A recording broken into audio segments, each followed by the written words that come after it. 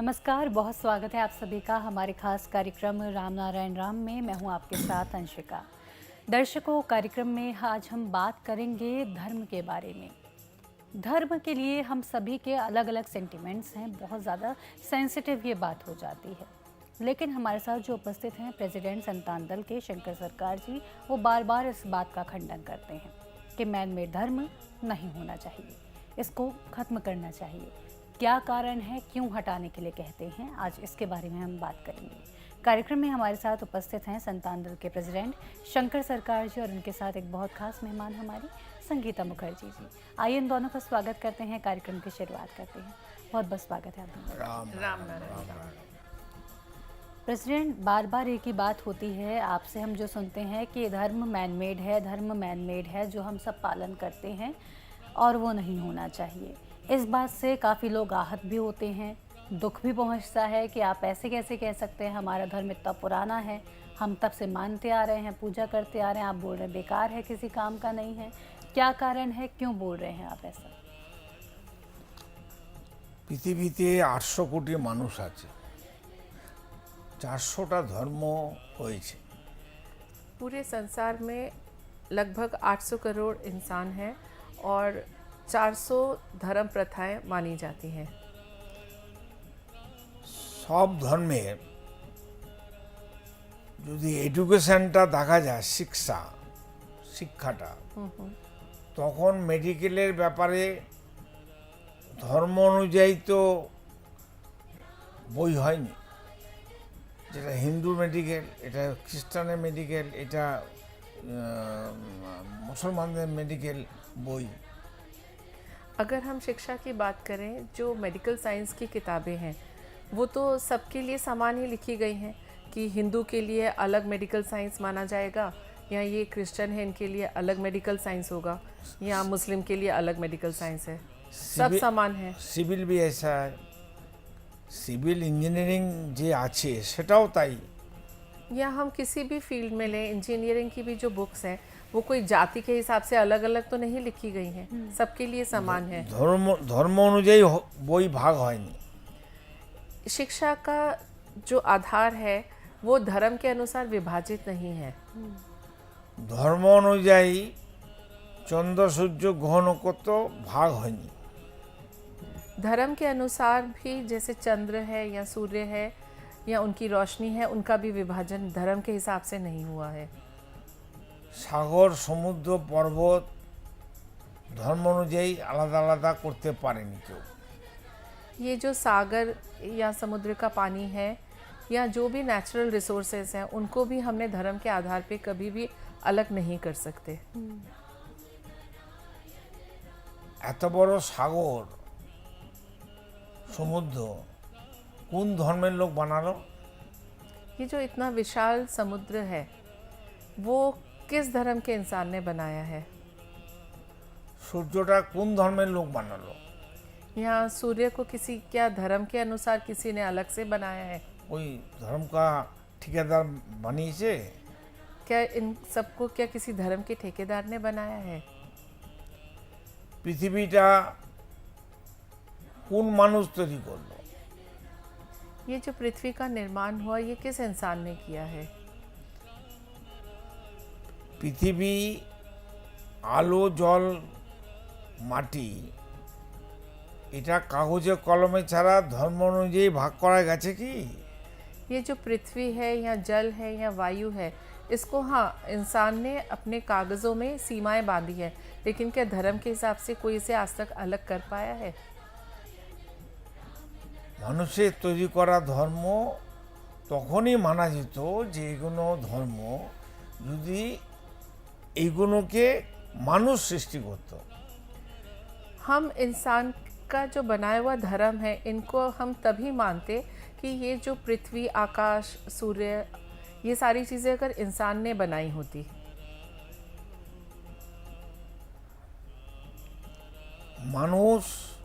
মানুষের স্বার্থে এই ধর্মগুলো নিয়ে এসছে।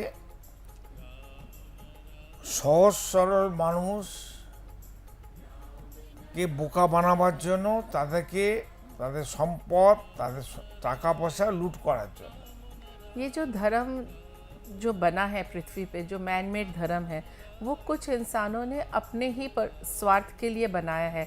सहज सरल इंसानों को बेवकूफ़ बनाने के लिए, उनको लूटने के लिए, उनके इमोशंस के साथ खेल के उनको जिस तरह से भी एक्सप्लॉइट किया जाए उस तरह, उसके लिए इस धर्म का निर्माण हुआ है। ধর্মের সমস্ত ধর্মের যারা ঠিকাদার ছিল, কথাবাচক আছে, ভগবান বা পীর পয়গম্বর, এরা মরে গিয়ে মারা যাওয়ার পর এই পৃথিবীতে এসে বলেছে আমি এখন ভালো আছি, তোমরা কেমন আছো? ये जितने भी धर्म के जो कथावाचक हैं या धर्म के रक्षक हैं, क्या उन्होंने मृत्यु के बाद आके कभी भी हमसे पूछा है कि आप लोग कैसे हैं? 400 ধর্মের গ্রন্থগুলো, বইগুলো গাছের মধ্যে কি ফল ফুলের মতো ঝুলেছিল? ये जो भी हम जो 400 धर्म माने जाते हैं पूरी पृथ्वी में लगभग, तो क्या ये जो धर्म ग्रंथ क्या नेचर की तरह पेड़ पे पाए गए थे क्या इनको कभी? ঝুলেছিল কি গাছের মধ্যে ফল ফুলের जैसे মতো? फल फूल लटकते हैं, क्या ऐसे ही लटक रहे थे ये धर्म ग्रंथ? সমুদ্র জলের নিচে থেকে উঠেছে ধর্মগ্রন্থগুলো? या क्या समुद्र तल से निकले हैं ये धर्म के ग्रंथ? আকাশ থেকে নেমে এসছে? या क्या आसमान से नीचे उतरे हैं? ধরতি মাটি নিচ থেকে ভূমিকম্পের দ্বারা পড়ে এসছে? क्या ये धर्म ग्रंथ जमीन के नीचे से खुद ब खुद निकल के बाहर आए हैं? আর আমাদের বলেছে এইগুলো তোমাদের ধর্ম? और क्या ये इन्होंने खुद से खुद आके बोला है कि ये आपका धर्म है? তো আমরা যে জন্মালাম ধর্ম ছাড়া, আমাদের সৃষ্টিকর্তা আমাদের পৃথিবীতে জন্ম দিয়ে পাঠিয়ে দিল। अगर हम ये मैन मेड धर्म को ही धर्म मानेंगे तो क्या जब हम पैदा हुए तो इस हमारी जो सृष्टि करता है, क्या उन्होंने हमें बिना धर्म के ही इस पृथ्वी पे भेज दिया? সৃষ্টিকর্তা আছে, সেটা আল্লাহ হতে পারে, ভগবান হতে পারে, স্রষ্টা হতে পারে, গড হতে পারে। তাহলে তারা সব জানে, বোঝে, দেখে, তারাই সর্বশক্তিমান। তা সত্ত্বে এত ধর্ম এলো কোত্থেকে? अगर हम ये माने कि सृष्टिकर्ता अल्लाह है या गॉड है या भगवान है या ईश्वर है, अगर वही हमारे सृष्टिकर्ता हैं, तो फिर इस पृथ्वी में इतने अलग अलग धर्म आए कहाँ से? ওর নীতি, ওনার অনুমতি ছাড়া, মর্জি ছাড়া। उनकी जो नीति है या उनकी अनुमति या उनकी इच्छा के आगे पार जाके ये धर्म आए कहाँ से? सभी ईश्वर अल्लाह खुदा गॉड को मालूम नहीं है पहले से? अभी पहले प्रथमे এবং এখন अगर ईश्वर अल्लाह गॉड को हम अलग नज़रिए से देखें तो क्या उन्हें पता नहीं है कि पहले ये था, नहीं था और अब है? ধর্ম নিয়ে আলোচনা করতে গেলে আমি কে, আমি কোত্থেকে এলাম, আমি মৃত্যুর পর কোথায় যাব, মৃত্যুর পর কী নিয়ে যাব, এটা আগে ভেবে উত্তরটা দিক। धर्म के बारे में सोचने से पहले हमें ये सोचना होगा कि हम क्या हैं, हम कहाँ से आए हैं, हमें मृत्यु के बाद कहाँ जाना है और उसके बाद हमारा क्या होगा, क्या लेके जाएंगे, क्या लेके हम जाएंगे यहाँ से, पहले ये सोचना होगा।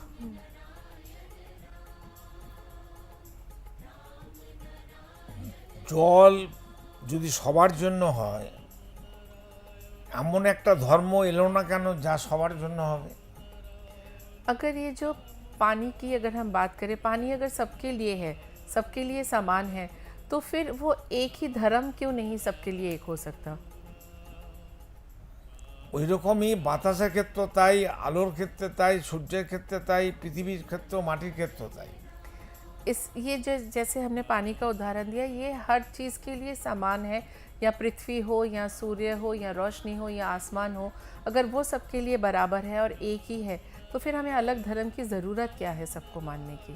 लेकिन लोग जो हैं उनका कहना ये होता है, अब अलग अलग पंथ जो बन गए हैं, जो बन गए हैं वो बन गए हैं, अब वो एक दूसरे के साथ नहीं जुड़ पाते, बैरियर आ जाता है कि मेरा धर्म अलग है और आपका धर्म अलग है।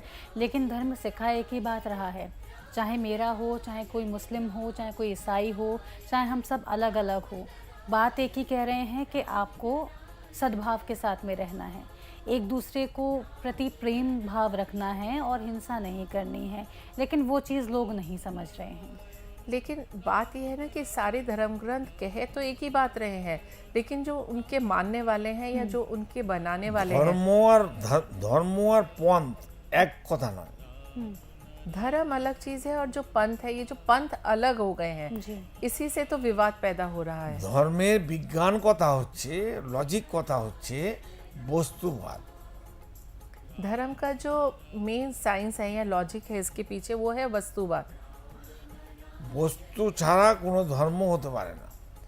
वस्तु के बिना कोई धर्म हो नहीं सकता। वस्तुवाद कैसे, थोड़ा इसको एलेबोरेट कीजिए प्लीज। বস্তু হচ্ছে পঞ্চভূত, ক্ষিতি অব তেজ মরুদ বোম। বলো उटा ও একই, वस्तु जो जिक्र किया गया है, जो प्रेसिडेंट वही कहना चाहते है हैं, ক্ষিতি অব তেজ মরুদ বোম। जल, वायु, पृथ्वी, रोशनी, आकाश, सूर्य। पंच तत्व। পঞ্চতত্ত্ব। এই পাঁচটা বস্তু ক্ষিতি অব তেজ মরুদ বোম, এই পাঁচটা বস্তু ছাড়া কোনো ধর্মের অস্তিত্ব আছে? মানুষের বলো, কোনো বস্তুর বলো, এই পাঁচটা বস্তুকে বাদ দিলে আর কারোর কোনো অস্তিত্ব কোথায় আছে? ये जो पंच तत्व है, यही तो वस्तु है और यही मूल आधार है हर सृष्टि का, हर धर्म का। इसी को ही हमें मानना होगा, इसके बिना कोई धर्म हो नहीं सकता। এই পঞ্চতত্ত্ব ছাড়া কিছু সৃষ্টি হতে পারে না। इस पंच तत्व के बिना तो सृष्टि का आधार ही नहीं बन सकता। তো পঞ্চতত্ত্বের যে ধর্ম, সৃষ্টির যে ধর্ম, ঈশ্বর আল্লাহ খোদা গডের যে ধর্ম, তাকে বাদ দিয়ে মানুষের তৈরি করা মন গড়া ধর্ম, মিথ্যা ধর্ম এলো কোত্থেকে? ये जो मैन मेड धर्म है, ये तो बाद में अपनी सुविधा के लिए, जो धर्म के रक्षक थे उन्होंने अपनी सुविधा के लिए इसको बनाया है। क्योंकि जो हमारे पास जिस धर्म को लेके हम पैदा हुए हैं, ये जो पंच तत्व है, इन यही हमारा धर्म है, इनके रहते हमें मैन मेड और दूसरे धर्म की आवश्यकता ही क्यों है? যারা ধর্ম নিয়ে লড়াই করছে তারা নিজেরা জানে যে তারা কি, তাদের করণীয় কি? ये जो धर्म के नाम पे लड़ाइयाँ हो रही हैं, क्या वो खुद जानते हैं कि वो क्या है और उनको करना एक्चुअली क्या चाहिए? ধর্মর প্রতি ভয় ভীতি থাকবে কেন? धर्म का मतलब है कि जो हमें हिम्मत देता है, साहस देता है ज़िंदगी में चैलेंज को फेस करने के लिए। तो वही धर्म अगर हमें डराए तो क्या वो धर्म नहीं हुआ? ধর্ম হচ্ছে জ্ঞান, প্রজ্ঞা এবং নলেজ। धर्म होना चाहिए ज्ञान, और वो हमें जो नॉलेज देता है। ধর্মকে নিয়ে ব্যবসা করা চলতে পারে না। धर्म को लेके ये जो व्यापार चल रहा है, ये सही नहीं है। ধর্ম পলিটিক্যাল পার্টির বিজনেস, সারাশির দুটো দিক। धर्म और पॉलिटिक्स, পার্টি पॉलिटिकल पार्टीज जितनी हैं, দুটো আধার।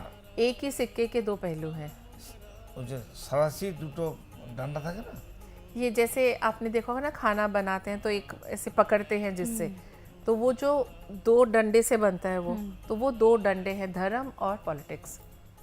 लेकिन इससे लोगों की भावनाएं आहत हो सकती हैं, जो आप बोल रहे हैं कि मतलब मैं आपसे यही समझना चाहूँगी कि आप इसलिए ऐसा क्यों बोल रहे हैं, क्योंकि जो लोग धर्म के बारे में लोगों को बताते हैं या जो गुरु बने हुए हैं, उनके प्रति लोगों की कहीं ना कहीं आस्था है, उनकी प्रॉब्लम मतलब मैं एक बार बस ये कहना चाहूँगी कि लोगों का क्या मत है। लोगों का कहना ये होता है कि अगर मेरे से कोई गुरु मैंने बनाए हैं, जो भी गुरु हैं अभी मार्केट में जो भी हैं अवेलेबल, उनको गुरु बनाया, उनसे उनकी समस्या हल होने लगती है, तो उनकी तो आस्था उनसे जुड़ गई।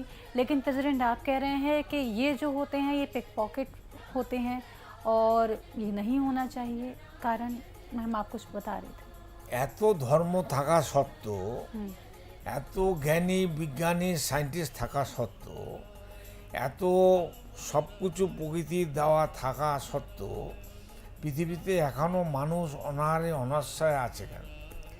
अगर हम धर्म की ही बात करें कि चलो ठीक है, जितने धर्म हैं सब ठीक है, तो इतने धर्म के रक्षक हैं, इतने बड़े बड़े वैज्ञानिक हैं, तो आज भी इंसान अनाहार से क्यों मर रहा है? থাকার জায়গা নেই, খাওয়ার পয়সা নেই, শিক্ষা পাচ্ছে না, মেডিকেল পাচ্ছে না, ট্রিটমেন্ট পাচ্ছে না, সবাই জানে, নিউজে সবাই দেখছে, এর জন্য তো কেউ মাথা কামাচ্ছে না।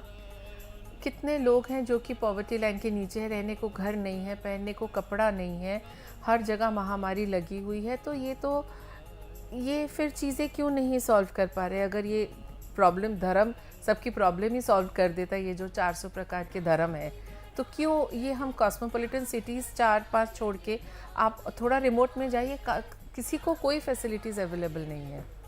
সূর্য কি ধর্ম দেখে আলো তাপ দেয়? सूरज की रोशनी ने कभी धर्म का वेद विचार नहीं किया, सबको समान तरीके से मिला है। বাতাসও তাই করছে সূর্যের মতো।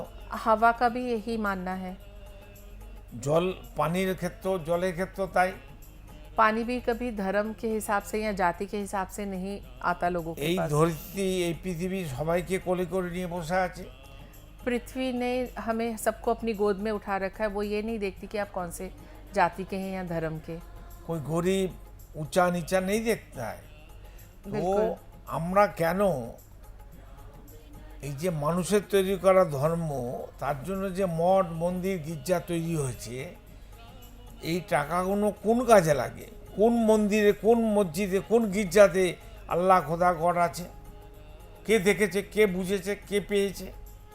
ये जो हमारे पास जिसको बार बार प्रेसिडेंट कहते हैं कि प्रकृति ही सब कुछ है, प्रकृति के नियम को ही पालन करना चाहिए, अगर इतना बड़ा सब कुछ हमारे पास था तो हमें क्यों ज़रूरत पड़ी धर्म की? আর মসজিদ গির্জা মন্দির মঠ এসব করার কি দরকার ছিল যে দেশে মানুষ খেতে পায় না? जिस देश में लोगों को खाना तक नहीं मिल पाता, तो वहाँ पे इतने बड़े बड़े मंदिर मस्जिद इन सब की हमें कोई आवश्यकता ही नहीं थी।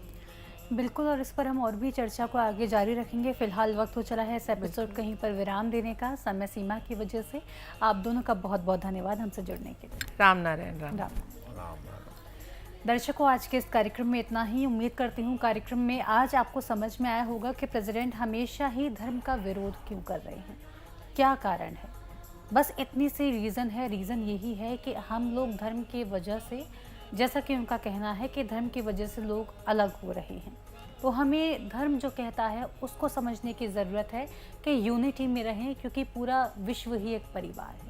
इसी के साथ मैं लेती हूँ आपसे इजाज़त, फिर होगी मुलाकात। तब तक के लिए नमस्कार। आप देख रहे हैं हमारा खास कार्यक्रम राम नारायण राम शंकर सरकार जी के साथ राम नारायण रामशाह। यह एक महाध्वनि और बीज मंत्र है। यह सभी समस्या का संपूर्ण समाधान है। आप लोग इन्हें अपना के देखिए, मन और दिल में क्या प्राप्त हो रहा है। इस कार्यक्रम का विशेष उद्देश्य इसका प्रचार और प्रसार के साथ ही प्रत्येक मनुष्य की मुक्ति का मार्गदर्शन है, और यह आपकी दिल की बात है। इस मार्ग पर पुण्य और मुक्ति निश्चित है।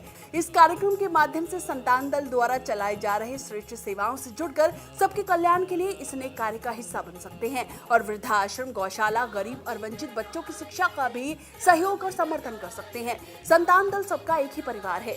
अकाउंट नेम संतान दल, account number 266505000657, IFSC code ICIC 000265। पूरी तरह जानने के लिए आप संस्था के फोन नंबर पर संपर्क कर सकते हैं। Phone number 6291342066, 9836073503। Email ID santandal1960@gmail.com।